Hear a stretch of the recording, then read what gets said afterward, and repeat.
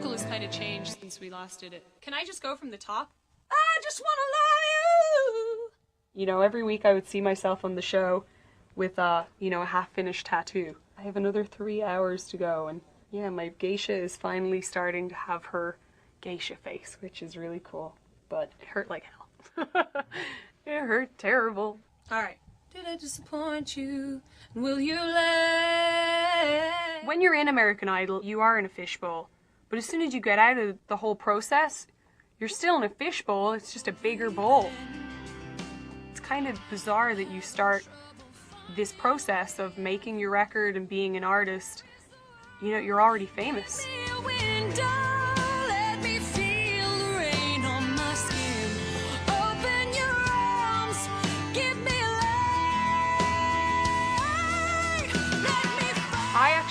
I never write from personal experience. Whether I want to or not, it just never happens. I've tried many a time, and usually I end up cracking up at what I've written if I try and write from personal experience. It's funny. It's easier for me to put myself in, you know, the shoes of a character or that kind of thing, and write from that. The second song is it's called Lay With Me, and it's just pretty much about, you know, somebody that's in love with someone, they can't tell them, so they just kind of let it go. That's kind of from personal experience, but not really. Myself and my husband were on a phone for 3 years, and I just could never tell him. And one day I finally did, and then it all worked out and we got married and that kind of thing. But for 3 years, I guess he always wanted to tell me and I always wanted to tell him, but I was just too scared of what his reaction would be, so I just never said it.